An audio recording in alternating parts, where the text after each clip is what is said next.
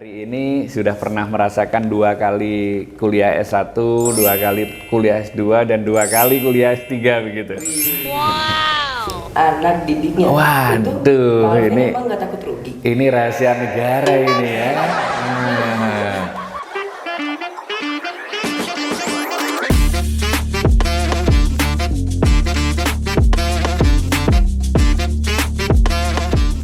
Kalau nggak salah, Pak Alvin ini pernah menggadaikan mobilnya hanya untuk membiayai anak didiknya. Itu Waduh, Pak Alvin ini emang nggak takut rugi? ini rahasia negara ini ya. Kalau masalah gadai menggadai, tidak hanya mobil, rumah pernah saya gadaikan hanya untuk membiayai anak-anak bisa kuliah tadi, gitu ya. Jadi ada suatu kejadian di awal-awal dulu ketika saya harus kuliahkan banyak orang, gitu ya. Terus program lagi tidak ada aktivitas, ya mau gak mau untuk menutupi pembiayaan perkuliahan ya saya harus gadaikan ini dan itu begitu. Ya, atau bahkan saya pernah kuliah S3 gitu ya. Pada suatu hari saya pernah kuliah doktoral. Kemudian pada saat saya tinggal disertasi gitu ya, ternyata anak-anak yang saya didik ini butuh biaya yang cukup besar untuk kuliahnya. Akhirnya saya mengundurkan diri dari kuliahnya S3. Baru memprogram lagi, mengulang dari awal gitu. Dan alhamdulillah saya hari ini sudah pernah merasakan 2 kali kuliah S1, 2 kali kuliah S2, dan 2 kali kuliah S3 begitu. Wow. Ketika kita berbicara masalah rugi tadi gitu ya, berbicara rugi tadi, wah, ini yang selalu ditanyakan oleh orang. Pak, biayanya dari mana? Jawabannya saya sederhana. Kita tinggal minta sama Allah gitu kan. Katanya Allah Maha Kaya, Maha segalanya gitu ya. Kalau kita yakin bahwa Allah itu benar-benar kaya, tinggal minta saja gitu. Ya kan? Pasti dikasih gitu ya.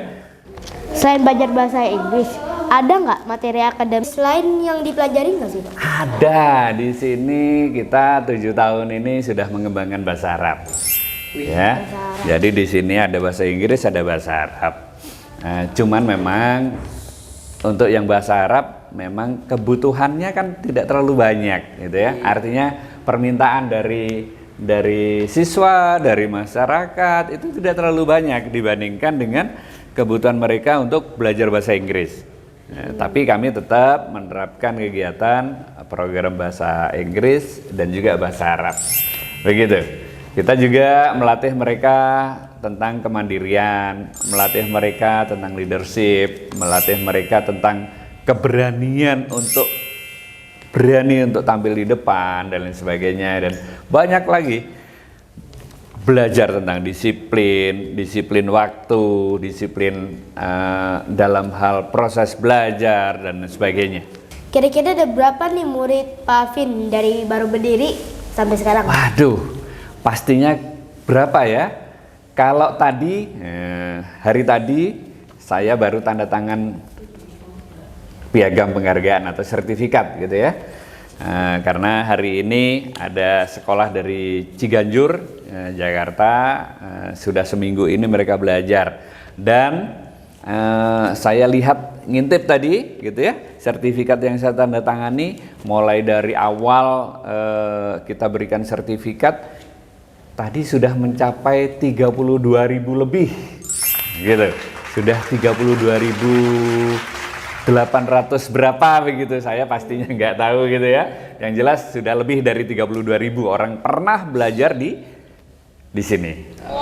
Gitu. Mereka semua offline Pak, atau ada online-nya juga?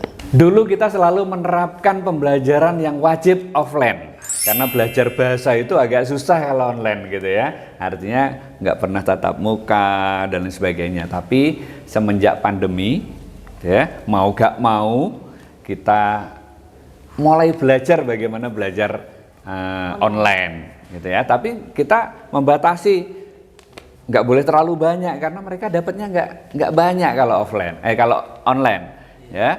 Nah, kadang kita ngomong nanti ditutup kameranya kan sudah nggak tahu kita, gitu kan.